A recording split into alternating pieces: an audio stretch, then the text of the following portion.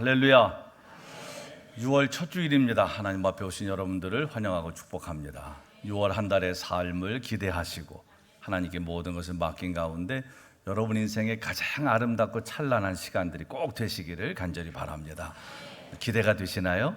6월 첫 주일이고 첫날인데 사실 시간이 빨리 가는 것만 자꾸 생각이 되지 막 이렇게 뭐 삶을 기대하고 이런 것들이 많이 없어졌는데 기대하세요. 하나님께서 6월 이 실록의 계절, 모든 만물이 풀어나가는 계절에 여러분들에게도 그런 푸르른 생명을 주실 것이고 또 넘치는 하늘의 복을 부어주실 줄로 믿습니다. 지난 한 주간 동안 여러분들이 사시면서 가장 힘이 되는 말은 뭐였나요? 여러분들이 들었던 가장 힘이 됐던 말, 생각해 보니까 한마디도 없을 수도 있어요. 다 분주하게 이렇게 살다 보니까 오늘날 벌써 주일이 됐죠? 빨라요, 생각보다. 지난주일 예배 드린 게 진짜 엊그제 같은데 막 분주하게 살다 보니까 벌써 주일이 됐어요. 그런데 한 주간을 살면서 과연 나는 뭔가 힘이 되는 말을 듣고 살았나 생각해 보면 한마디도 그런 말을 못 듣고 살았을 수도 있어요. 한마디도 그런 말을 못 듣고 사는 그런 일주일이었다면 여러분은 대단하신 겁니다. 힘이 나는 말도 못 듣고 한 주를 그래도 살아오셨으니까. 근데 여러분, 사람들이 뭐 여러 힘이 나는 말도 하고 상처가 되는 말도 하고 오히려 힘을 빠지게 하는 말도 하고 그러지만 하나님은 항상 여러분 곁에 계십니다. 그리고 늘 말씀하십니다. 내가 너와 함께 하겠다. 세상 끝날까지 함께 하겠다. 그러니까 늘 하나님께서 나와 함께 하신다. 이 사실을 잊지 마시고 그 사실 하나만으로도 힘을 내서 살아가실 수 있기를 간절히 바랍니다. 사실 뭔가 소망을 갖고 싶은데 소망을 갖기에는 너무나 우리 사회가 좀 그렇지 못한 분위기입니다. 사실 미안한 얘기지만 이제 뭐 대통령 선거가 있잖아요. 사실 지도자가 될 분들은 뭔가 우리에게 희망을 좀 참 좋겠다. 대통령 나온 분들이 막 이렇게 연설하고 이런 것도 들으면서 야, 우리나라가 이렇게 되는구나. 와, 저 사람이 대통령이 되면 이렇게 되겠구나. 이런 기대감을 가지면 참 좋겠는데 정말 안타깝고 미안하지만 그렇진 못해서 참 투표는 하시긴 하셔야 됩니다. 여러분들이 한 표를 그냥 버리지 마시고 하시긴 하셔야 되는데 그래서 우리가 더 많이 기도해야 돼요. 왜냐하면 이 세상 속에서는 대통령 후보들마저도 희망을 얘기하기는 너무나 어려운 것 같아요. 뭐 그래도 대통령 후보로 나왔으면은 뭐 우리가 후보로 나가면 다 희망을 얘기할 것 같잖아요, 그죠? 근데 그렇지 못한 거 보면 확실히 이게 절망적인 세상인 건 분명해요. 그렇지만 하나님이 함께 하시면 하나님이 우리 곁에 계시기 때문에 우리는 늘 희망을 얘기할 수 있습니다. 세상이 어떻더라도 세상에 흔들리지 마시고 세상의 흐름 따라가지 마시고 하나님을 바라보시고 소망 가운데 살아가시는 역동적인 삶, 또 하나님의 은혜가 넘치는 삶을 살아가시게 되기를 간절히 바랍니다. 아멘 하신 분들은 확실히 그렇게 되시고 속으로 하신 분들도 그렇게 되시기를 바랍니다. 오늘은 평신도 주일입니다. 평신도 주일 47회 평신도 주일이에요. 1979년에 시작이 됐어요. 감리교회에서 시작된 주일입니다. 6월 첫 주일이 평신도 주일입니다. 그렇다면 왜 평신도 주일을 지키느냐? 성직자와 평신도를 구분하기를 위해서 하는 주일은 아닙니다. 이미 우리는 알다시피 종교개혁 이후에는 사실 만인 제사장사 모두가 우리가 하나님의 일꾼이고 다 여러분들이 직장에서 일을 하든 여러분들이 뭐 생업, 여러분들이 자영업을 하든 그 일터가 다 하나님의 일이고 그 일들이 그리고 그곳에서 일하는 여러분들이 다 성직을 감당한다라고 하는 마음을 가지고 그 일을 하면 되는 거죠. 근데 이 평신도 주일은 성직자와 평신도를 굳이 구분하기를 위해서 지키는 주일이 아니고 우리가 성도로서 이 세상을 어떻게 살아갈 건지 우리 어떤 그 정체성도 다시 한번 확인하고 또 우리가 사명이 뭔지도 다시 한번 확인하고 그 사명 감당을 위해서 결단하는 주일, 그게 바로 이 평신도 주일입니다. 우리가 이 시대를 살면서 가장 가슴 아픈 게 있어요. 그건 뭐냐 하면 내가 그리스도인인데 사람들이 그리스도인들을 욕하는 겁니다. 이걸 내가 들을 때 사람들이 꼭 그렇게 얘기하잖아요. 너 교회 다니는 거 아는데 그럼에도 불구하고 여러분들에게 그리스도인에 대한 험담, 나쁜 얘기들을 많이 합니다. 지난주에도 어떤 집사님 한 분이 그러더라고. 직장에서 너는 안 그렇겠지만 이러면서 얘기를 하는데 너무 듣기가 힘들었다는 거예요. 고통스러웠다는 겁니다. 왜 이렇게 됐을까? 왜 이렇게 됐을까? 사실 기독교인들의 숫자가 예전부터 지금 줄어든 시대입니다. 여러분 아시다시피. 그런데 숫자의 문제보다도 더 심각한 건 뭐냐? 그리스도인들이 세상 속에서 어떻게 포지셔닝 되어 있느냐, 이게 더 중요한 문제예요. 그런데 오늘날 사람들은 그리스도인들에 대해서 그렇게 우호적이거나 좋은 반응을 보이지 않아요. 그럼 처음부터 이랬냐? 그렇지 않았습니다. 우리 초창기 한국교회를 보면 그리스도인들 그러면 다 믿을 만한 사람들, 신뢰할 만한 사람들, 그리고 영적으로 뭔가 이 시대를 이끄는 지도자들이었어요. 그런데 오늘날 우리는 이런 시대를 살고 있습니다. 누구 책임이겠어요? 세상 사람들 책임이죠. 그렇죠? 큰 사람들이 오해하고 우리를 욕하고 이게 세상 사람들 책임이라고 생각하시면 안 됩니다. 오늘 우리의 책임인 거죠. 오늘 우리가 하나님의 말씀을 따라 제대로 살지 못해서, 우리가 세상 속에서 빛이 되지 못해서, 우리가 소금이 되지 못해서 듣게 되는 이런 여러 가지 험한 말들, 듣기 어려운 말들, 힘겨운 말들, 이런 것들도 우리는 고스란히 우리 몸으로 받아야 됩니다. 그리고 다시 결심해야 됩니다. 내가 어떻게든지 하나님의 말씀대로 살겠다. 할렐루야. 내가 비록 그렇게 영향력이 큰 사람은 아니지만 그래도 내 삶의 자리에서부터 하나님 나라를 이루어야 되겠다. 할렐루야. 그런 마음을 갖고 살면 분명히 변화가 시작될 것이고 변화가 이루어질 줄로 믿습니다. 그런 것들을 다시 한번 생각하고 결심하는 주일이 바로 이 평신도 주일입니다. 꼭 여러분들 한 사람 한 사람의 삶을 통해서 하나님의 영광이 드러나기를, 여러분들을 보면서 사람들이 하나님을 볼 수 있게 되기를 간절히 바랍니다. 이게 사실 제일 중요한 거예요. 내가 얼만큼 교회를 열심히 다니느냐, 신앙생활을 잘하느냐라고 하는 그런 것의 가장 중요한 척도는 뭐냐? 사람들이 나를 통해서 하나님의 현존을 볼 수 있는가? 이게 제일 중요합니다. 그래서 우리가 들을 수 있는, 들어야 되는 가장 좋은 칭찬은 뭐냐? 아름다우십니다. 뭐 이런 것도 받으셔야 돼요. 잘생기셨습니다. 이런 것도 여러분들이 칭찬을 받으시고, 아주 멋있습니다. 이런 칭찬도 다 받으시는데, 그거보다도 더 좋은 칭찬은 뭐예요? 당신을 보니 하나님을 보는 것 같습니다. 당신 속에 예수 그리스도가 있습니다. 할렐루야. 여러분들이 꼭 그런 칭찬을 받게 되시기를 바랍니다. 그 정도 아니더라도 혹시 교회 다니시나요? 이렇게 여러분들의 분위기를 보면서, 그거는 나쁜 말이 아닙니다. 그건 좋은 의미로 여러분들에게 얘기하는, 교회 다니시는 분 같다고, 좀 선하게 보이고 뭔가 이렇게 사람이 좀 기품이 있고 좀 내면의 공간이 큰 것 같은 사람들을 보면 사람들이 그렇게 얘기하거든요. 그 칭찬을 꼭 받게 되시기를 간절히 바랍니다. 우리는 세상 속에서 이렇게 좀 선한 영향력을 끼치는 사람들이 돼야 되는데, 그 이유는 뭐냐? 그걸 통해서 우리가 복음을 전할 수 있기 때문입니다. 여러분, 우리가 이 땅에 존재하는 이유가 여러 가지가 있을 수 있어요. 그런데 그 여러 가지 이유 중에서 가장 근본적인 이유는 뭐냐? 복음을 전하기를 위해서 존재합니다. 하나님이 복음을 전하라고 나를 이 땅에 살려두신 거예요. 할렐루야. 여러분들이 생명을 누리는 것은 다른 이유라기보다는 여러분들이 사는 날 동안 하나님의 영광을 드러내고 복음을 전하라고 이 땅에 여전히 우리는 남아있는 겁니다. 그래서 우리는 남은 자로서의 이 삶을 이제 감당을 해야 되는데, 그러려면 하나님의 일꾼으로서의 바른 모습을 가져야 됩니다. 오늘 본문 말씀에 나오는 이 누구예요? 빌립이 죄송합니다. 저도 자꾸 뭔가, 이거 뭐 수십 번 읽었는데도 갑자기 또 이름이 빌립이 우리의 그런 모델이 됩니다. 빌립이. 자, 오늘 빌립은 누구예요? 빌립은 사도행전 6장 5절에 보면 예루살렘 교회 안에 헬라파 유대인들, 히브리파 유대인들의 구제 문제를 가지고 다툼이 생겼어요. 분쟁이 좀 생겼어요. 불만이 생겼습니다. 그때 이제 사도들이 이거 안 되겠구나, 이 일을 전담할 수 있는 사람들을 세워야 되겠다. 그래서 지혜와 성령이 충만한 사람 7명을 세웁니다. 그 7명 사역자 중에 한 사람이 누구냐? 바로 이 빌립이었어요. 그러니까 예수님의 제자 빌립이 아닙니다. 그 7명의 사역자 중에 한 사람이었어요.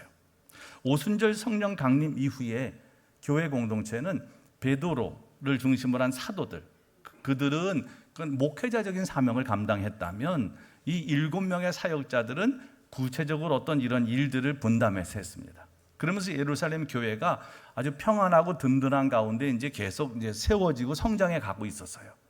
그런데 사도행전의 이 전체 서사를 바꿀 만한 엄청난 사건이 하나 터집니다.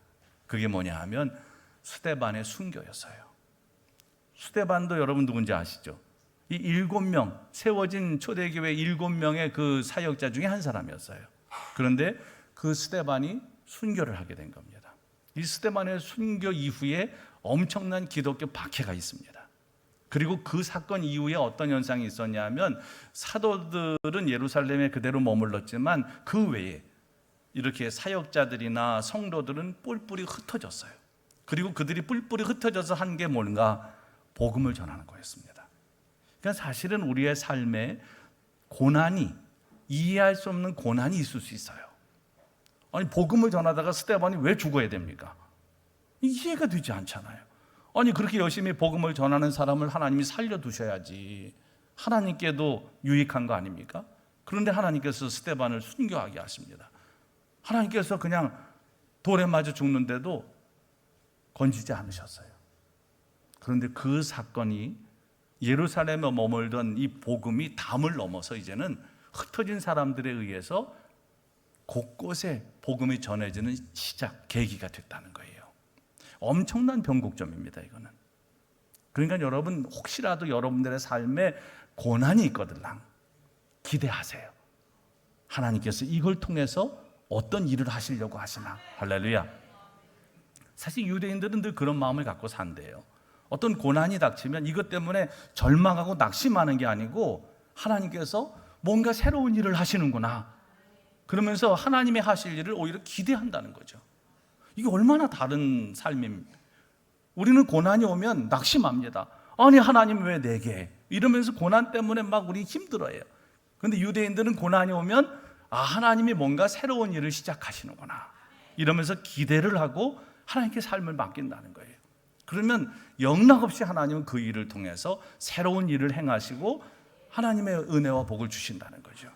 오늘 스데반의 순교는 엄청난 파장을 일으켰어요. 스데반 순교에 있었던 박해로 인해서 복음이 담을 넘어서 이제는 전역에 퍼지게 됩니다. 그런데 그때 이 빌립은 어디에 가서 복음을 전했느냐? 사마리아에 가서 복음을 전했어요. 사마리아. 자, 여러분 사마리아가 여러분들 아시다시피 유대인들에게는 굉장히 아주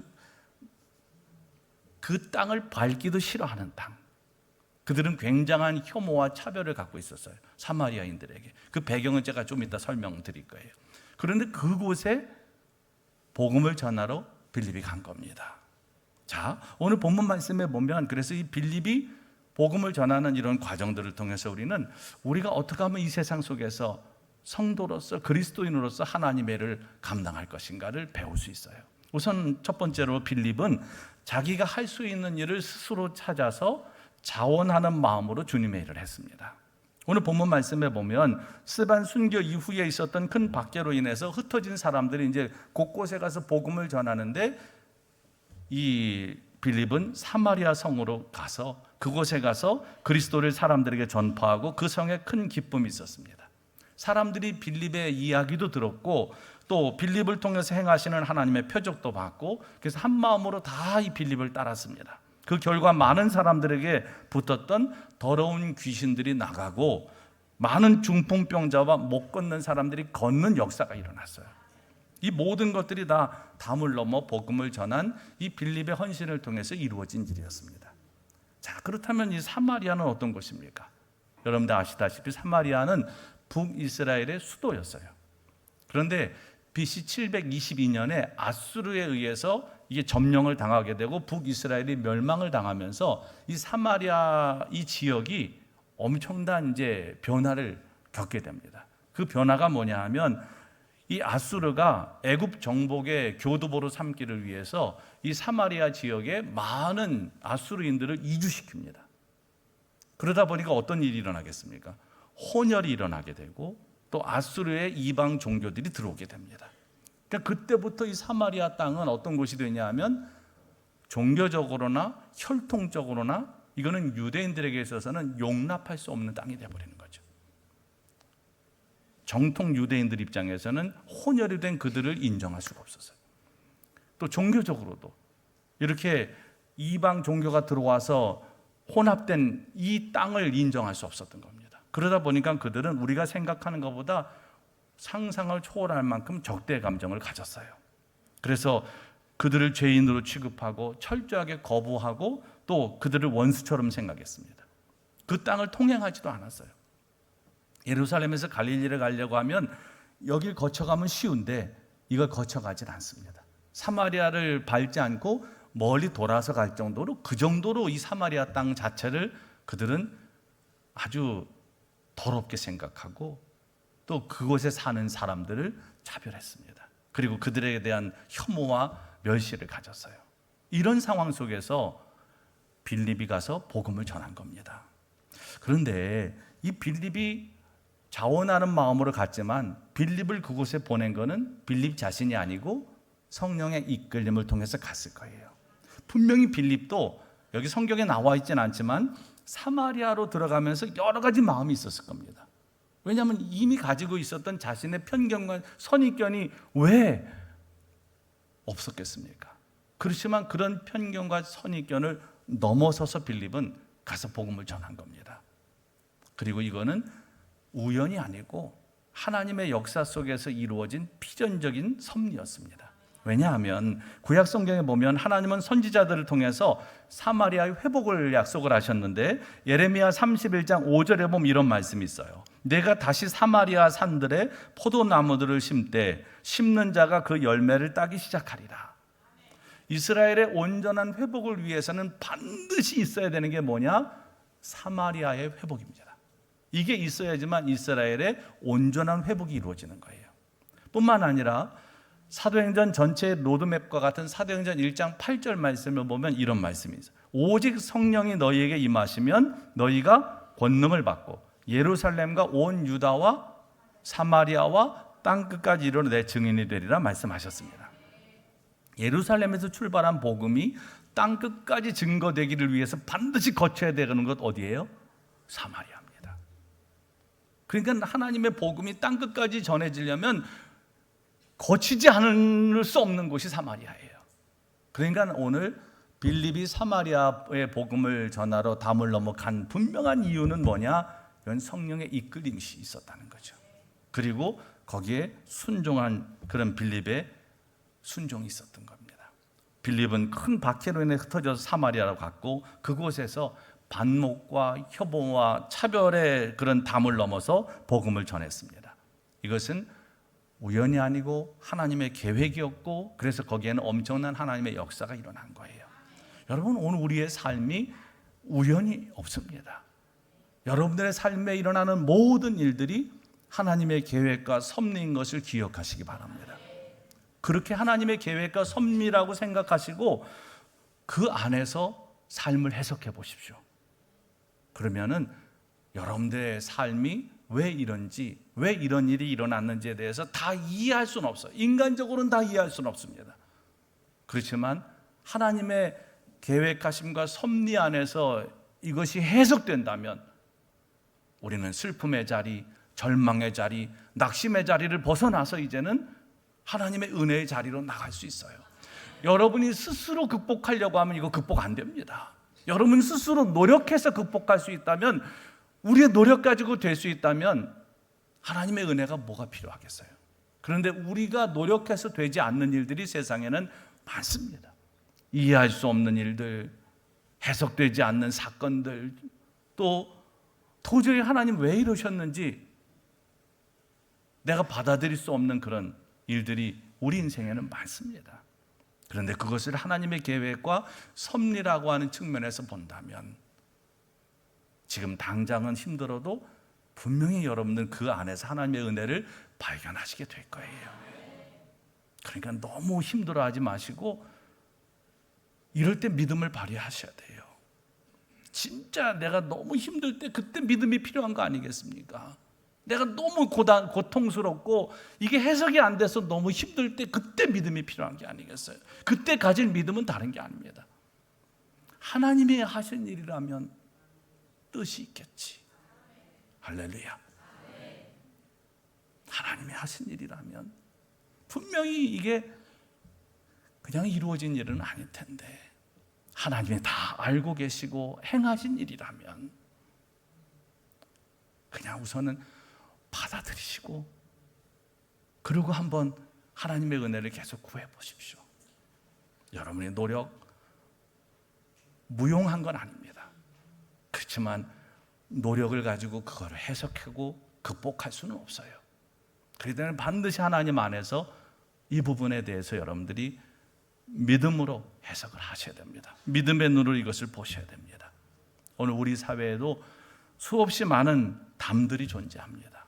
인종, 지역, 학벌, 수준, 관계 수없이 많이 사람들이 만들어낸 담들이 우리를 가로막고 있어요. 그리스도인들은 그 담을 넘어서 복음을 전하는 사람들. 그런데 그것도 우리의 뜻과 우리의 생각대로 되는 게 아니고 성령의 이끌림이 있어야 되는 거예요. 제가 늘 말씀드리지만 사명이라고 하는 것 중에 사명은 뭐냐? 내가 다른 사람보다 조금이라도 더 가진 거. 사명은 뭐냐? 아픔. 사명은 뭐냐? 부담감. 여러분의 마음에 뭔가 부담을 하나님이 주셨다면 그건 사명이에요. 오늘 빌립에게 하나님은 사마리아에 대한 부담을 주신 겁니다. 그리고 사마리아는 그 담을 넘어 결국 그 땅에 복음을 전한 거예요. 그런데 거기에는 순종함과 자원함이 있었다는 것을 기억하셔야 됩니다. 여러분, 하나님의 일은 억지로 할 수 없어요. 억지로 할 수 없어요. 여러분들에게 제가 교회 일을 하는데 막 억지로 여러분들이 강요해가지고 하란다고 여러분들이 하십니까? 여러분들이 자유잖아. 제가 뭐 여러분들이 안 한다고 불이익을 줄 수는 없잖아요. 좀 그게 있으면 좋겠어. 그죠? 아니 뭐 목회하려면 뭐가 있어야 되냐? 옐로 카드나 뭐 레드 카드라도 있어야지 이거 뭐 할 거 아닙니까? 근데 사실 좀 불쌍하지 않으세요? 아무것도 없습니다. 제가 할 수 있는 게. 여러분들에게 제가 드릴 수 있는 불이익이 뭐가 있어요? 안 하면 그만이지 뭐. 그렇잖아요. 교회 일을 하라고 그랬는데 여러분들이 아이고 저 바빠요. 그럼 안 하면 뭐 제가 그분을 어떻게 하겠어요? 물론 하나님이 이제 알아서 하시죠.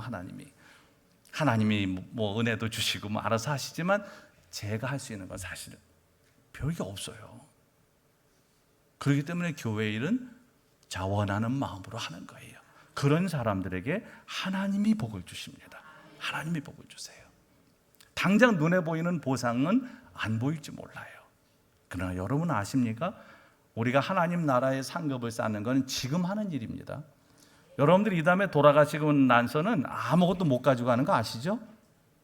지금 보내놔야 돼. 지금 하나님 나라에 가서 여러분들이 상급을 쌓려면 지금 살아있을 때 하셔야 된다니까. 그러니까 열심히 헌신하셔야 돼요. 돌아가신다면 못해요. 지금 하나님 나라의 보물도 지금 쌓으셔야 돼요. 돌아가신다면은 10원 한 장 못 가지고 가세요. 무슨 노자돈을 찔러주고 이거 무슨 돌아가신다면 아무것도 안 남아요. 지금 하나님 앞에 쌓는 거죠. 지금 미리 보내는 겁니다. 하나님 나라는 미리 상급을 미리 그곳에 보물을 쌓는 거예요. 나중에는 안 됩니다. 그러니까 지금 하셔야 되는데 하나님께서 자원해서 하나님의 일을 하는 사람들에게 하나님께서 은혜를 베풀어 주세요. 그렇기 때문에 늘 하나님의 일은 오늘 빌립처럼 성령의 감동을 받아서 자원해서 하는 겁니다. 가기 싫은 땅이지만 그래도 가서 복음을 전하니까 역사가 일어난 거죠. 자, 이런 빌립의 모습을 본받아서 여러분들도 모든 담을 넘어 내가 전하고 싶지 않은 사람에게도 복음을 전하시는 여러분들이 꼭 되시기를 바랍니다. 물론 성령의 감동이 있을 때 그렇게 하면 거기 역사가 있어요. 자, 오늘도 빌립을 통해서 우리가 본받는 건 뭐냐? 사도들과 협력해서 주님의 일을 했다는 거예요. 빌립을 통해서 사마리아가 하나님의 말씀을 받았다. 그래서 이렇게 이제 지금 막 역사들이 일어난다는 소식을 듣고 베드로와 요한이 사마리아로 갑니다. 사도들이 이제 그 베드로와 요한을 보내는 거예요. 그게 이제 오늘 본문 뒤에 가서 14절부터 나와요. 그들이 사마리아로 내려가서 뭘 했습니까? 믿는 형제들에게 안수하며 성령 받기를 위해서 기도했어요. 그랬더니 그들에게 성령의 충만이 임했습니다. 그리고 빌립은 자기 혼자 이런 여러 가지 일들을 한 게 아니고 이렇게 사도들과 함께 하나님의 일을 했다는 거예요. 교회 안에는요, 여러 직책이 있습니다. 근데 이 직책이 왜 있습니까? 폼 잡으라고 있는 게 아니고 그 직책에 맞는 역할, 자신의 몫을 하라고 그 직책이 있는 거예요. 이 직책과 이 역할은 교회를 든든히 세워가는 하늘의 지혜입니다. 왜냐하면 질서가 없이는 어떤 공동체도 유지될 수 없어요. 그렇기 때문에 교회도 이 질서 속에서 하나님의 일을 하는 겁니다. 그래서 질서를 무시하면 안 돼요. 다 자신의 역할을 하나님이 주셨으면 그 역할에 맞게 일을 하면 되고, 교회에서 여러분들에게 부여된 권위가 있으면 거기에 맞게 일을 하시면 되는 거예요. 근데 어떤 분들은 이걸 너무 넘어서는 분들이 있어요. 교회에서는 이 역할을 하라고 역할을 드렸는데 그 역할을 넘어서서 역할을 하는 분들, 이러면 이제 혼란이 오는 거죠. 본인 일만 열심히 하시면 됩니다. 저는 담임 목사로서 담임 목사의 역할을, 제게 주어진 일을 열심히 하면 되고, 우리 장로님들은 장로님들의 역할을 열심히 하시면 되고, 권사님은 권사님들의 역할을, 집사님들은 집사님들의 역할을, 성도님들은 성도님들의 역할을 열심히 충실하게 하면 교회가 건강하게 세워집니다. 근데 자꾸 우리는 다른 사람의 일에 관심이 많아. 자기 일만 잘하면 되는데 자꾸 옆 사람을 상관을 해. 그러시면 안 돼요. 그 권위를 인정하셔야 됩니다. 혹시라도 뭐 속장님들이나 또 아니면 뭐 선교회장님들이나 그런 분들이 여러분보다 믿음의 연수가 작을지라도, 또 아니면 여러분보다 배움이 좀 짧을지라도 그런 거 상관하시면 안 됩니다. 하나님이 세우신 권위라면 그걸 인정하셔야 돼요. 하나님이 세우셨다.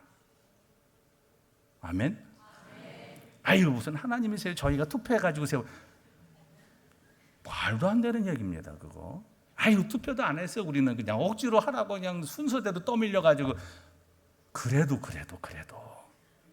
여러분, 그분이 떠밀려서 회장이 됐어도 그거 하나님이 허락하시지 않으면 떠밀어도 안 되는 거예요. 왜 아멘 안 하세요? 그렇기 때문에 모든 세워진 권위에 순종하셔야 됩니다. 그리고 각자 자신의 몫을 하시면 돼요. 다른 사람 이러고 저러고 얘기할 거 없어요. 너나 잘하시면 돼. 나만 잘하면 돼. 진짜 저도 늘 그 생각 가져요. 에휴, 나만 잘하면 되지. 제가 제 아내하고 가끔 그런 얘기합니다. 우리 교회들은 정말 얻고 다녀도 시원치 않을 만큼 열심히 신앙생활을 하시는데 나만 잘하면 된다. 나만 잘하면. 다 그런 마음을 가지면 그 교회가 천국이고 그 교회가 하나님 나라인 거죠. 아이고, 누구는 왜 이렇게밖에 못해? 그러고 그러지 마세요. 네, 서로 협력해서 하나님의 일을 하는 거예요. 오늘 빌립은 그렇게 사마리아에 열심히 복음을 전해서, 아니 본인이 그렇게 역사를 일으켰으면 뭐 사도들이 그 와서 협력할 게 뭐 있어요? 자기가 다 하면 되지. 근데 사도들이 와가지고 안수하고 성령의 충만함을 위해서 기도할 때 거기 하나님의 역사가 풍성히 일어났어요. 그러니까 여러분, 하나님의 일은 이렇게 서로 동역해서 협력해서 하는 거예요. 그 다음에 세 번째로 본받아야 되는 게 뭐냐? 빌립은 하나님께서 원하시는 대로 주의 일을 했어요. 하나님이 원하시는 대로. 자, 베드로와 요한 이 두 사도가 이제 예루살렘으로 돌아간 다음에 빌립은 계속 남아서 사마리아에서 복음을 전했어요. 그러니까 사실 이 사마리아 지역은 어떻게 보면 이 빌립의 선교의 영역이었죠. 독보적인 존재였어요, 거기서. 그런데 어느 날 하나님의 사자가 빌립에게 말씀을 하십니다. 오늘 본문 저 뒤에 내려서 26절에 보면 일어나서 남쪽으로 향하여 예루살렘에서 가사로 내려가는 길까지 가라, 이렇게 명령을 하세요. 근데 예루살렘에서 가사까지 내려가는 그 길이 어디냐? 광야길이에요. 광야길. 아니 뭐 지금처럼 여러분 GPS가 있는 것도 아니고 그 광야길로 왜 내려가라고 하시는지 말씀도 안 하시는 거예요. 그 광야길로 가라고만 말씀을 하십니다. 여러분 같으면 이해가 가시겠어요? 사마리아에서 이렇게 잘하고 있는데 지금 왜 이렇게 열심히 잘하는 빌립을 하나님께서는 왜 그쪽으로 내려가라고, 광야길로 내려가라고 말씀을 하실까? 이해가 안 되니까 순종 안 하는 수도 있잖아요. 저는 여기가 좋습니다. 제가 이렇게 열심히 하고 지금 이렇게 역사가 나타나는데 하나님 제가 왜 여길 떠납니까? 이럴 수 있잖아요. 그런데 빌립은 내려갔어요. 거기를 놔두고 사마리아를 두고 내려갔어요. 광야길로 내려갔어요. 그랬더니 거기서 누구를 만납니까? 에디오피아 여왕인 간다게의 재정을 맡은 내시를 만나게 돼요. 이 내시가 예루살렘에 예배하러 왔다가 자기 나라로 돌아가는 길에 이 말씀을 읽고 있었어요. 이사야 53장을 읽으면서 도대체 이게 무슨 말일까 이러고 있는데 빌립이 이렇게 보니 거기서 빌립이 이게 여러분 하나님의 역사가 아니면 그 광야길에서 어떻게 사람을 그렇게 만나겠어요. 그때 딱 내려갔더니 그 지나가고 있어가지고 말씀을 보고 있는 걸 보고 이걸 해석해 줍니다. 그리고 예수 그리스도를 전해요. 그리고 난 다음에 조금 가다가 물이 있어서 거기도 세례도 줍니다. 그러니까 여러분 이게 내시 그러니까 뭐 이렇게 생각하시면 안 됩니다. 이 에디오피아 여왕 간닥의 재정을 맡은, 그러니까 오늘 말로 말하면 재무부 장관 같은 사람이에요. 그러니까 막강한 권력과 막강한 물질을 가진 사람입니다. 그러니까 이 사람이 지금 복음을 받아들이고 세례를 받고 자기 나라로 돌아갔으니까 그 나라가 복음화되는 건 말할 것도 없는 거죠. 그런 역사를 하나님이 이루신 거예요. 때로는 아유 하나님 저는 여기가 좋은데요 이럴 때가 있어요. 우리가 안정적이고 좋고, 근데 하나님께서 너 이제 가라라고 하시면 우리는 가야 되는 거죠. 사실 제가 평생 이 마음을 가지고 목회를 지금까지도 하고 있어요. 하나님 가라 하시면 가야지. 근데 열린교회에서는 가란 말씀을 안 하시네요. 그러니까 이게 참, 이게 근데 항상 목회자들은 그 준비를 합니다. 말씀 준비, 신방 준비, 이사 준비, 죽을 준비. 항상 하고 사는 거죠. 그런데 하나님께서 말씀하시면 누구도 나는 여기가 좋사오니 할 수가 없는 거예요. 우리가 이 세상도 그렇잖아요. 하나님이 이제 너 와라 그러면 아무리 여러분이 세상이 좋아도 가셔야 돼요. 마찬가지로 오늘 빌립에게 하나님께서는 그 사마리아가 그렇게 막 복음이 전해지고 많은 사람들이 성령으로 충만하고 역사가 나타나는데 또 광야길로 가라 말씀하실 때 빌립은 그 말씀에 순종해서 갔어요. 그리고 거기서 또 이런 새로운 역사가 시작된 겁니다. 하나님께서 여러분들을 나는 여기가 좋은데 하나님 왜 가라고 하실까? 광야하고 여러분 사마리아하고는 비교가 안 되는 겁니다. 이게 일반적인 비교로는 비교될 수 없는 거예요. 그렇지만 하나님이 말씀하셨다면 인간적인 비교는 다 내려놓으셔야 됩니다.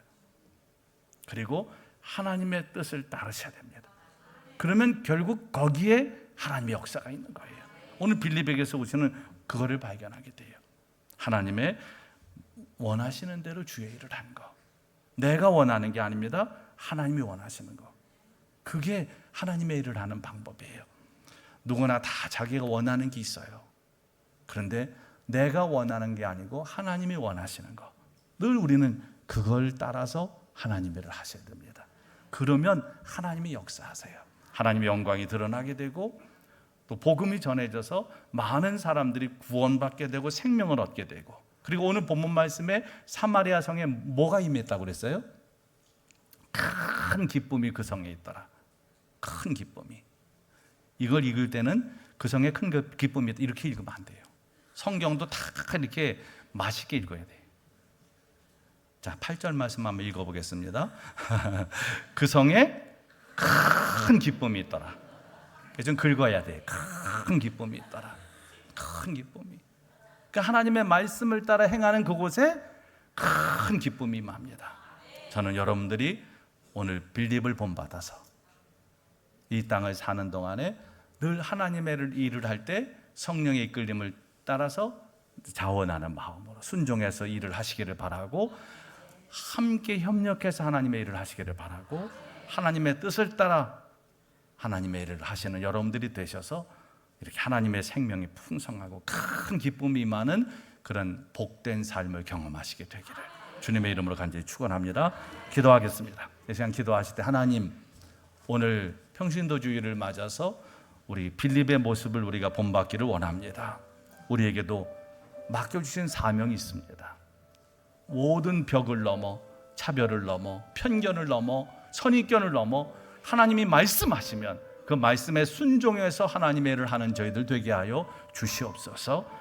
늘 자원하는 마음으로 일하게 하시고 협력해서 하나님의 일을 하게 하시고 하나님이 원하시는 대로 하나님의 일을 하는 저희들이 돼서 하나님의 역사가 우리 교회를 통해서 또 우리의 삶의 자리에 풍성하게 임하고 큰 기쁨이 임하게 하여 주시옵소서. 간절한 마음을 기도하겠습니다. 거룩하신 하나님 감사합니다. 우리를 통하여 하나님 여러 가지 역사들을 이루어 가심을 감사합니다. 하나님께서 우리의 모든 삶의 걸음걸음을 인도하시니 감사합니다.